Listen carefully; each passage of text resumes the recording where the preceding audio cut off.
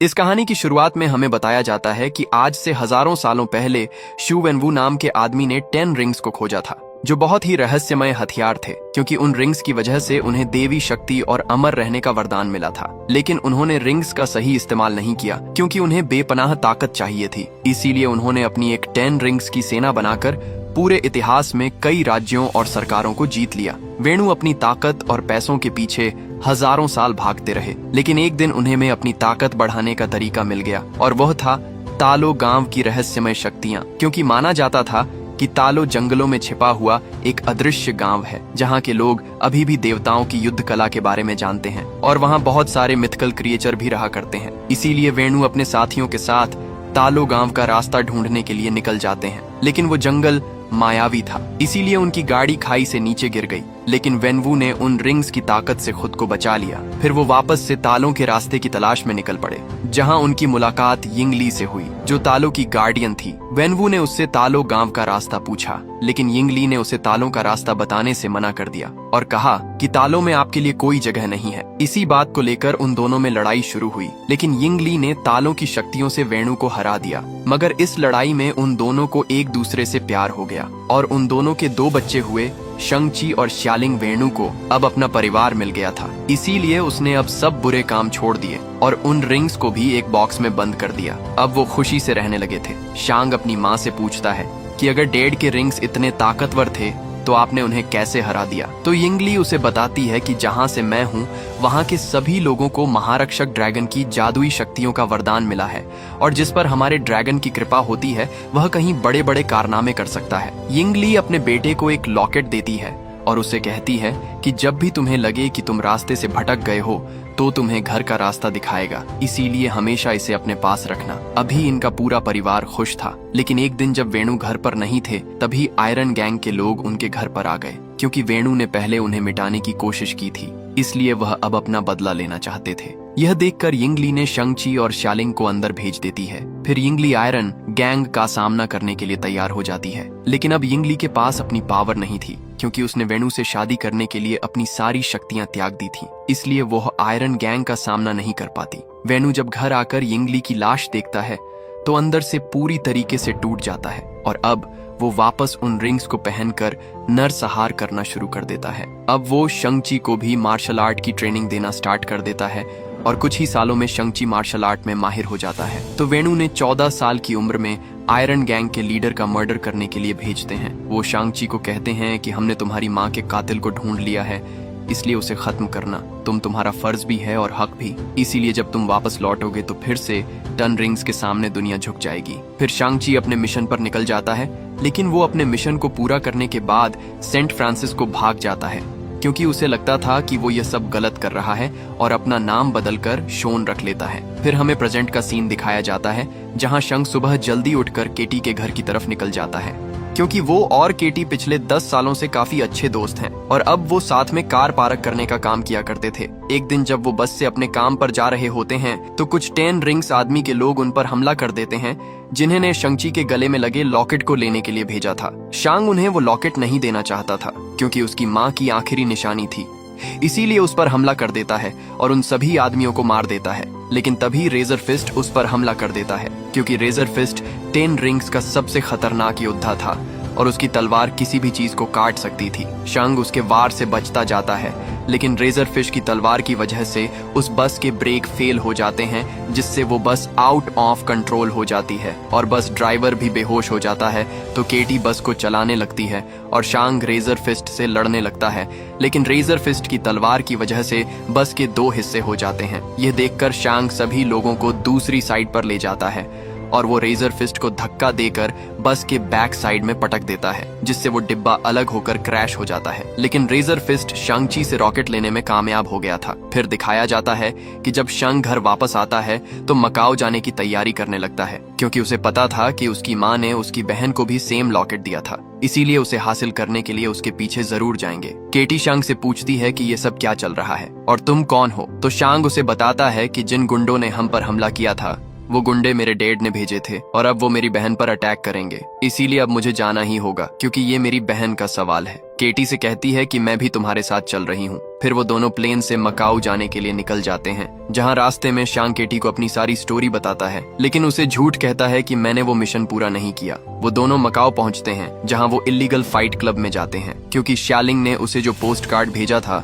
उस पर यही का एड्रेस था। शांग केटी के साथ लिफ्ट से ऊपर जाता है, लेकिन धोखे से शांग से कॉन्ट्रैक्ट शांगो 9 करवा लिया जाता है, क्योंकि शांग ने बस में जो फाइट की थी उसका वीडियो वायरल हो गया था। इसलिए उसे फाइट के लिए तैयार करते हैं, क्योंकि उनकी एक कंपनी डार्क वेब पर लाइव स्ट्रीम करती थी, जिस पर बहुत से लोग बेटिंग लगाते हैं। शांग जी जब फाइट के लिए ग्राउंड में जाता है तो उसका कंपीटिटर और कोई नहीं बल्कि उसकी बहन शालिंग ही होती है, जो शांग से बहुत गुस्सा थी, क्योंकि वो मिशन पर जाने से पहले उसे यह कहकर गया था कि वह 3 दिन में वापस आ जाएगा, लेकिन वह वापस नहीं लौटा। इस बात से गुस्सा होकर शालिंग उसे बहुत मारती है, जिससे शांग उस लड़ाई में हार जाता है। फिर मैच खत्म होने के बाद शालिंग जब शांग से मिलती है तो उसे पूछती है कि तुम मुझसे क्या चाहते हो। तो शांग उसे कहता है कि 10 रिंग्स आर्मी ने सैन फ्रांसिस्को में मुझ पर हमला किया था और वो मेरा लॉकेट ले गए, और अब वो तुम्हारे पीछे आएंगे, क्योंकि तुम्हारे पास भी मॉम का सेम लॉकेट है और जरूर डैड हमारे लॉकेट से कुछ बुरा करना चाहते हैं। तो शालिंग उसे कहती है कि जब तुम मुझे अकेला छोड़कर गए थे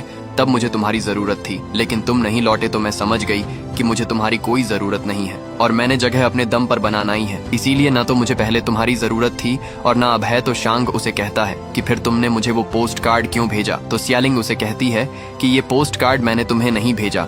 तो इससे शांग समझ जाता है कि उसके डैड ने उसे फंसाया है। तभी वहाँ 10 रिंग्स के लोग आकर उन पर हमला कर देते हैं, लेकिन शालिंग अपने साथियों के साथ वहाँ से निकल जाती है, मगर वो शांग और केटी को वहाँ अकेला छोड़ देती है। शांग वहाँ से भागने के लिए बिल्डिंग का कांच तोड़ देता है। वो केटी को भी बाहर आने को कहता है, लेकिन के बेटी डर रही होती है, क्योंकि उसे बांस की डंडियों पर चलना था। तो शांग उसे कहता है कि एक बार हम नीचे चले गए तो हम यहाँ से भाग सकते हैं। तो केटी भी मान जाती है। फिर वो दोनों साथ में लिफ्ट तक जाने लगते हैं, लेकिन तभी 10 रिंग्स आर्मी के लोग उन्हें देख लेते हैं। तो शांग केटी को कहता है कि तुम आगे जाओ, मैं इन्हें रोकता हूँ। फिर शांग सभी लोगों से लड़ने लगता है। केटी जब आगे जाने लगती है तो एक फाइटर उस पर अटैक करके उसे नीचे गिरा देता है, लेकिन तभी शेलिंग वहाँ आकर उसे बचा लेती है। फिर शालिंग और शांग साथ में रिंग्स आर्मी के साथ लड़ने लग जाते हैं। शांग शेलिंग से कहता है कि तुम तो हमें मरने के लिए छोड़ गई थी। तो शेलिंग उसे कहती है कि अब तुम समझ गए होंगे कि जब कोई मुसीबत के वक्त तुम्हें छोड़कर चला जाता है तो कैसा लगता है। फिर वो दोनों मिलकर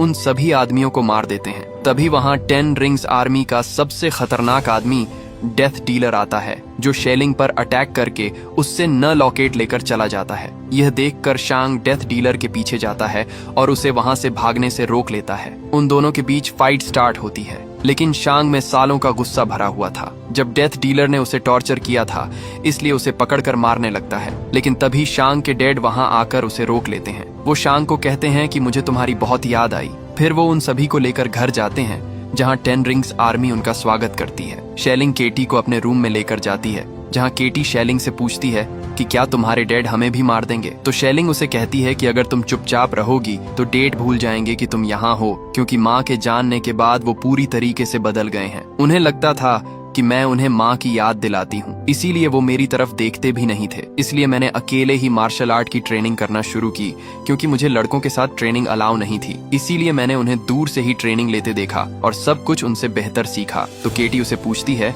कि तुमने घर कब छोड़ा। तो उसे बताती है कि 16 की उम्र में मैं यहाँ से भाग गई थी, जब मुझे लगा कि अब मेरा भाई कभी वापस नहीं आएगा। फिर वो सभी साथ में डिनर करते हैं। शांग अपने डैड से पूछता है कि आपने मुझे ढूंढा कैसे। तो वेणु कहते हैं कि मेरी तुम दोनों पर कब से नजर थी, इसलिए अब वक्त आ गया है कि तुम अपने पिता के साथ खड़े हो जाओ। तो शांग उन्हें कहता है कि ये कभी नहीं होगा। तो वेणु उन्हें एक रूम में लेकर जाते हैं, जहां उन्हें कहते हैं कि जब तुम दोनों घर से भाग गए तो मुझे तुम्हारी माँ की याद और ज्यादा सताने लगी थी, इसलिए मैं उसके गांव तालों के बारे में और ज्यादा पढ़ने लगा, जिससे मुझे पता चला कि वहाँ पहाड़ों की गहराई में एक दरवाजा है, जिसके पीछे तुम्हारी माँ को तालों के लोगों ने कैद कर रखा है। तो शांग और शेलिन को उनकी बातों पर यकीन नहीं होता। तो वेणु कहते हैं कि पहले मुझे भी यकीन नहीं था, लेकिन जब मैंने एक दिन अपने काम में डूबा हुआ इस रूम में बैठा था, तब मुझे तुम्हारी माँ की आवाज सुनाई दी, जैसे कि वो बिल्कुल यहीं मौजूद हो। उसने कहा कि उसे मेरी मदद चाहिए। तो शांग उन्हें कहता है कि माँ के गांव वाले ऐसा क्यों करेंगे। तो वेणु उन्हें बताते हैं कि जब हमें प्यार हुआ तो तुम्हारी माँ चाहती थी कि हम तालों में साथ रहे। इसलिए उसने अपने बुजुर्गों से इजाजत मांगी, पर उन्होंने मना कर दिया। उन्होंने कहा कि मैं इस लायक नहीं हूँ। इससे वेणु को लगता है कि यिंगली आज भी जिंदा है, लेकिन तालों के लोगों ने उसे कैद कर रखा है। तो शांग अपने डैड को समझाता है कि मोम अब जा चुकी है। तो वेणु उन्हें होल में लेकर जाते हैं, जहां उनकी मोम के दिए हुए लॉकेट को जैसे ही ड्रैगन की आंखों में लगाते हैं तो उसमें से बहुत सारा पानी निकलकर अचानक से फ्रीज हो जाता है, और जब वो पानी जैसे ही नीचे गिरता है तो उसमें से एक रास्ता बनने लगता है। तो वेणु उन्हें बताते हैं कि तालों का रास्ता एक भूल भुलैया है, लेकिन जंगल के बीच एक सीधा रास्ता भी है जो साल में सिर्फ एक बार एकादशी के दिन खुलता है। लेकिन उसके लिए पता होना चाहिए कि रास्ता कब और कहां खुलेगा। और अब मुझे दोनों पता है। फिर वो अपनी पूरी 10 रिंग्स आर्मी को कहते हैं कि आज से 3 दिन बाद हम मेरी वाइफ को उसकी कैद से आजाद करवाकर घर वापस लाएंगे। फिर वो शांग से कहते हैं कि मैं इसलिए तुम्हें यहाँ लाया हूँ ताकि तुम अपनी माँ को घर लाने में मदद कर सको। तो शेलिंग उन्हें कहती है कि अगर गांव वालों ने आपको रोकने की कोशिश की तो आप क्या करेंगे। तो वेणु कहते हैं कि अगर उन्होंने ऐसा किया तो पूरा गांव जलकर खाक हो जाएगा। तो शांग उन्हें कहता है कि इन बेकार की बातों से आप मोम के गांव में नहीं घुस सकते। तो वेणु गुस्सा होकर शांग और शेलिंग पर अटैक कर देते हैं और उन्हें जेल में कैद करने का ऑर्डर दे देते हैं। वेणु जब अपने रूम में जाते हैं तो उन्हें वापस से यिंगली की आवाज सुनाई देती है। वो उन्हें कहती है कि हम सब जल्द एक साथ होने वाले हैं। वहीं शांग, शेलिंग और केटी को जेल में बंद कर दिया जाता है, जहां शांग उन दोनों को कहता है कि अगर हम डेट से पहले तालो नहीं पहुंचे तो फैमिली की बची कुची निशानियां भी खत्म कर देंगे। तभी उन्हें वहां कुछ आवाजें सुनाई देने लगती हैं, और जब वो उस तरफ जाते हैं तो देखते हैं कि वहां एक कलाकार होता है जिसका नाम ट्रेवर स्लेटरी होता है। ट्रेवर उन्हें अपनी स्टोरी बताता है कि कुछ समय पहले एक प्रोड्यूसर ने उसे टेररिस्ट का रोल दिया था, लेकिन वो ट्रेवर को बेवकूफ बना रहा था क्योंकि वो प्रोड्यूसर खुद ही एक टेररिस्ट था। इसलिए जब ट्रेवर ने टेररिस्ट का रोल किया तो पुलिस को लगा कि वो एक टेररिस्ट है, इसलिए उन्होंने उसे पकड़कर जेल में डाल दिया। और उसके बाद वेणु ने उसे वहां से छुड़वाया ताकि वो उसे मार सके।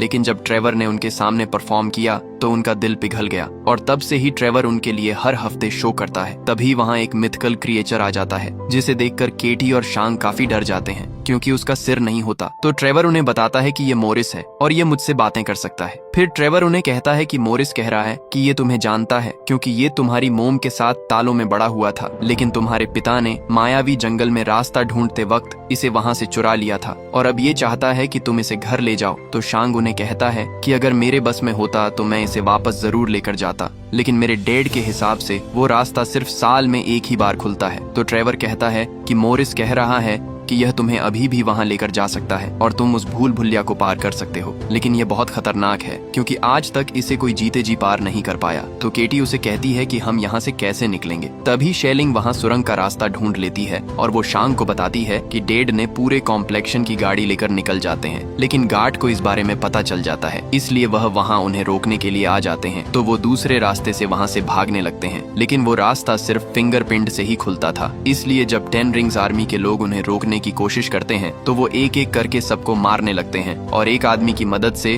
उस डोर को खोल लेते हैं, जिससे वो सेफली वहां से निकल जाते हैं। सुबह होते होते वो उस जंगल तक पहुंचते हैं। मोरिस उन्हें रास्ता बताता जाता है जिससे वो उस मायावी जंगल से बचते हुए एक झरने तक पहुंचते हैं। जब वो जैसे ही झरने के अंदर जाते हैं तो वाटर एकदम फ्रीज हो जाता है और वो एक सीक्रेट रास्ते से सीधा तालों में पहुंचते हैं, जहां वो देखते हैं कि वहां बहुत सारे मिथिकल क्रिएचर होते हैं। फिर वो तालो गांव में पहुंचते हैं जहां शांग सभी को अपना इंट्रोडक्शन देता है, लेकिन वो सब उनकी बात नहीं सुनते और उन पर अटैक करने लगते हैं। तभी वहां यिंगली की बहन यिंगनान आ जाती है जो उन्हें ऐसा करने से रोक लेती है। वो शांग और शेलिंग से कहती है कि मैं तुम्हारी मौसी हूँ। वो उन दोनों से मिलकर बहुत खुश होती है। शांग यिंगनन को कहता है कि हमारे पास टाइम कम है क्योंकि हमारे डैड यहाँ अटैक करने के लिए आ रहे हैं। तो नान उन्हें अपने साथ नदी के किनारे लेकर जाती है जहाँ उन्हें बताती है कि हम काले द्वार के रखवाले हैं और तुम्हारी दुनिया को उन बुराइयों से बचाते हैं जो इस द्वार के पीछे कैद है। तो शांग उन्हें कहता है कि हमारे डैड उसी द्वार को खोलने आ रहे हैं क्योंकि उन्हें लगता है कि माँ वहीं कैद है। तो नैन उनसे पूछती है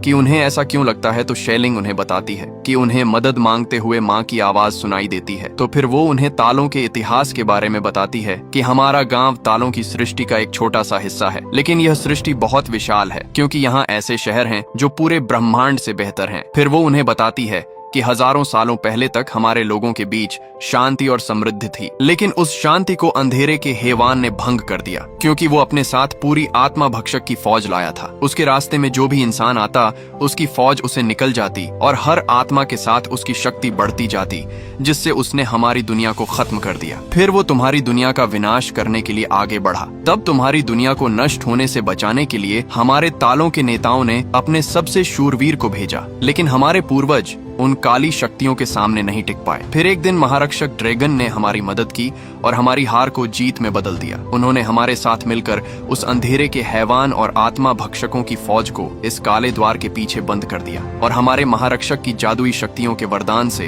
हम तालों के लोगों ने आज तक इस काले द्वार की रक्षा की है और करते रहेंगे। फिर वह उन्हें यह भी बताती है कि तुम्हारे पिता अकेले नहीं हैं जो इस द्वार को खोलना चाहते हैं, क्योंकि सदियों से काफी लोगों ने इस द्वार को खोलने की कोशिश की, मगर वो नाकामयाब रहे। लेकिन उन सब में एक बात कॉमन थी कि उन सभी को ऐसी आवाज सुनाई देती थी जो उन्हें हर ख्वाहिश को पूरा करने का ख्वाब दिखाती थी। फिर वो उन्हें यह भी बताती है कि आत्मा भक्षक जानते हैं कि वो 10 रिंग्स की ताकत से आजाद हो सकते हैं, इसलिए वो तुम्हारे पिता को तुम्हारी माँ की आवाज में पुकार रहे हैं। फिर नैन शांग और शेलिंग को अपने पूर्वजों के रूम में लेकर जाती है, जहाँ उन्हें बताती है कि तुम्हारी माँ जानती थी कि तुम यहाँ जरूर आओगे, इसीलिए उसने मुझे पहले ही बता दिया था कि मुझे क्या तैयारी करनी है। फिर वो उन दोनों को उनके सूट देती है और उन्हें कहती है कि अपनी माँ को खोने के बाद हर बच्चा दुनिया में खुद को अकेला पाता है, लेकिन तुम अकेले नहीं हो। तुम हमारे इस परिवार की संतान हो और यहाँ तुम्हारा स्वागत है। फिर वो सब प्रैक्टिस करने लगते हैं। केटी भी तीर चलाना सीखने लगती है। वहीं शांग अपनी मौसी के पास जाता है और उनसे पूछता है कि मेरी माँ ने डेड को कैसे हराया था, तो फिर उसे वो तरीका सिखाने लगती है। वहीं वेणु अपने आदमियों से कहता है कि सुबह होते ही हम तालों के लिए रवाना होंगे, क्योंकि सुबह होते ही तालों का रास्ता खुलेगा। वहीं शांग काफी परेशान होता है, उसे पुरानी बातें याद आ रही होती हैं। जब आयरन गैंग के लोगों ने उसकी माँ को मार दिया था, इन सब से शांग काफी उदास हो जाता है। तभी केटी वहाँ आ जाती है तो शांग उसे कहता है कि मैंने तुमसे झूठ कहा था कि मैं अपनी माँ के कातिलों को नहीं मार पाया, क्योंकि मैंने सोचा था कि अगर मैं अपना नाम और पहचान बदल लूंगा तो शायद मैं वो भूल जाऊंगा जो हुआ था। लेकिन अगर आज मोम जिंदा होती तो वो मुझसे नफरत करती। तो केटी उसे कहती है कि इसमें तुम्हारी कोई गलती नहीं है, तुम्हारे डैड ने तुम्हें 7 साल की उम्र में किलर बनाना शुरू कर दिया था। तो शांग उसे कहता है कि मॉम की मौत के जिम्मेदार डैड है और अब वो उनका घर बर्बाद करने आ रहे हैं, इसलिए अब मैं उन्हें खत्म कर दूंगा, क्योंकि यही उन्होंने मुझे सिखाया है। इसीलिए शांग काफी सेड हुआ वहाँ से चला जाता है। फिर अगली सुबह सभी युद्ध के लिए तैयार हो जाते हैं और वेणु भी अपनी पूरी आर्मी के साथ वहाँ आ जाता है। वेणु शांग को कहते हैं कि तुम उन्हीं की मदद करने आ गए जिन्होंने तुम्हारी माँ को कैद किया है। तो नैन कहती है कि वो वहाँ नहीं है, वो एक हैवान है जो तुम्हें गुमराह करके सबका सर्वनाश करना चाहता है। तो वेणु उनकी बात नहीं सुनता और उन पर अटैक करने लगता है और उन सभी के बीच फाइट स्टार्ट होती है। वेणु उस द्वार को खोलने के लिए आगे बढ़ता है तो शांग उन्हें रोकने जाता है। तो वेणु से कहते हैं कि तुम मुझसे अकेले लड़ने की बेवकूफी करोगे। तो शांग उन्हें कहता है कि मैं आपसे नहीं डरता। फिर उस पर अटैक कर देते हैं और उसे कहते हैं कि तुम तो पूरी जिंदगी मुझसे डर कर भागते रहे, तुम वहीं थे जब वो तुम्हारी माँ को मारने आए, लेकिन तुमने कुछ नहीं किया। तो शांग उन्हें कहता है कि माँ के बाद हमें आपकी जरूरत थी, लेकिन आपने हमें छोड़कर उन रिंग्स को चुना। यह कहकर उन्हें मारने लगता है। फिर शांग उन्हें कहता है, क्या आपको लगता कि माँ आपके पास वापस आ जाए, लेकिन क्या वो आप जैसे इंसान के पास वापस आना चाहेगी?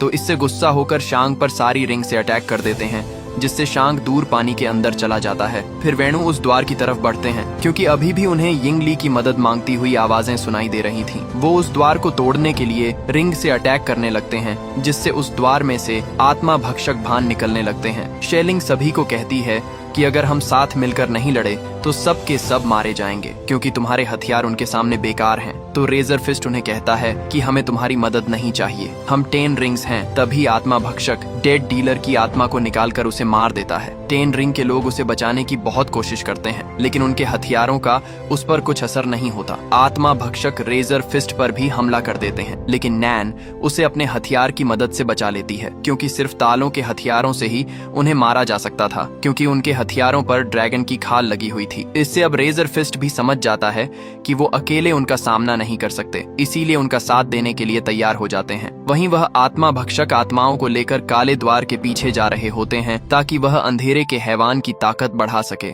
नैन शेलिंग को बताती है कि अगर अंधेरे के हैवान की ताकत और ज्यादा बढ़ गई तो उसे कोई रोक नहीं पाएगा। फिर वो सभी हथियार लेकर उन आत्मा पक्षकों का सामना करने के लिए पानी की तरफ जाने लगते हैं। वहीं शांग उस पानी में डूब रहा होता है। तभी उसे अपने बचपन की बातें याद आने लगती हैं, जब उसकी मोम ने उसे कहा था कि डरो मत, ड्रैगन का आशीर्वाद हमेशा तुम्हारे साथ है और तुम मेरे और तुम्हारे डेड के अच्छाई का हिस्सा हो, इसीलिए जो भी हमने तुम्हें दिया है उसे दिल से अपना लो। तभी शांग की आंख खुल जाती है और महारक्षक ड्रैगन भी गहराई से निकलकर उसके सामने आ जाता है। वहीं वेणु अभी भी उस गेट को तोड़ने की कोशिश कर रहे थे, क्योंकि उन्हें अभी भी यिंगली की आवाजें सुनाई दे रही थीं। वहीं अब सभी मिलकर उन आत्मा भक्षकों पर हमला कर रहे होते हैं और तभी शांग भी ड्रैगन पर बैठकर बाहर आ जाता है और वो ड्रैगन भी उनकी मदद करने लगता है। तभी नान शांग से कहती है कि तुम्हें अपने पिता को रोकना होगा, तो शांग अपने डेड के पास जाकर उन पर अटैक कर देता है। वो उन्हें समझाता है कि माँ वहाँ नहीं है, लेकिन वेणु उसकी बात नहीं सुनते और उन दोनों में फाइट होने लगती है। शांग अपनी माँ की बचपन में सिखाई हुई स्किल का यूज करता है, जिससे वो 5 रिंग्स को अपनी तरफ कर लेता है और वो वापस फाइट करने लगते हैं। वेणु वो अपनी 5 रिंग से शांग पर अटैक कर देते हैं, लेकिन शांग ची भी खुद को रिंग की मदद से बचा लेता है और अब वो सारी रिंग्स को अपने वश में कर लेता है। लेकिन वो अपने डेड पर उन रिंग से अटैक नहीं करता और उन्हें नीचे फेंक देता है। वेणु शांग से कहते हैं कि मुझे उसे बचाना ही होगा क्योंकि वो मुझे पुकार रही है। तो शांग उन्हें कहता है कि काश ये सच होता। तभी अंधेरे का हैवान बाहर आ जाता है और वो वेणु और शांग के ऊपर अटैक करने लगता है, लेकिन वेणु उन रिंग्स की मदद से शांग को बचा लेते हैं। लेकिन वो ड्रैगन वेणु को पकड़ लेता है और वो उनकी सोल को खींचने लगता है। अब वेणु भी समझ गए थे कि वो गलत था, इसीलिए अपनी रिंग्स को शांग को दे देता है और उस ड्रैगन के हाथों मारे जाते हैं। तभी वो हैवान शांग पर अटैक करने लगता है, लेकिन तभी शेलिंग ड्रैगन पर बैठकर अंधेरे के हैवान पर अटैक कर देती है, जिससे वो हैवान इंसर्ट हो जाता है। क्योंकि अभी उसकी शक्तियां कम थीं, इसीलिए वो और लोगों की सोल खींचने के लिए गांव की तरफ बढ़ने लगता है। यह देखकर शांग उस काले द्वार को पत्थरों की मदद से बंद कर देता है और ड्रैगन पर बैठकर गांव की तरफ बढ़ने लगता है ताकि वो उसको रोक सके। ड्रैगन अपनी पावर से हैवान पर अटैक कर देता है और उसे अपनी पानी की शक्तियों से पकड़ लेता है। लेकिन तभी आत्मा भक्षक बहुत सारी आत्माओं को पकड़कर हैवान के मुंह में डाल देते हैं, जिससे उसकी शक्तियां और ज्यादा बढ़ जाती हैं और वो ड्रैगन की पकड़ से आजाद हो जाता है। फिर वो हैवान ड्रैगन को पकड़कर उसकी सोल को निकालने लगता है। वहीं ग्वांगबो केटी से कहते हैं कि अगर हैवान को हमारे ड्रैगन की आत्मा मिल गई तो उसे कोई नहीं रोक पाएगा, इसीलिए हमें उसके गले पर निशाना लगाना होगा। वो साथ में उस पर निशाना लगाने लगते हैं, लेकिन तभी एक आत्मा भक्षक ग्वांगबो को पकड़कर उसकी आत्मा निकाल लेता है। यह देखकर केटी काफी डर जाती है, क्योंकि उसके पास एक ही तीर बचा हुआ था और उसने अभी एक दिन पहले ही तीर चलाना सीखी थी। वहीं वो हैवान शेलिंग को भी पकड़कर उसे मारने लगता है, लेकिन शांग अपनी बहन का हाथ पकड़ लेता है। शेलिंग उसे कहती है कि तुम्हें मेरा हाथ छोड़ना होगा, वरना वो हैवान ड्रैगन की आत्मा निकाल लेगा। तो शांग उसे कहता है कि मैं तुम्हें दोबारा नहीं छोड़ सकता। वो हैवान ड्रैगन की आत्मा निगलने लगता है, लेकिन तभी केटी उस हैवान के गले पर निशाना लगा देती है और उसका निशाना एकदम सही लगता है। ड्रैगन की सोल निकलने से बच जाती है। ड्रैगन हैवान को नीचे पानी के पास लेकर जाता है और उसे अपनी पावर की मदद से पकड़ लेता है। शांग अपनी रिंग्स की मदद से उस हैवान पर जाकर उन रिंग्स को हैवान के सीने में भर देता है और उन रिंग्स को कामयाब स्टाइल में मूव करके उस ड्रैगन को मार देता है,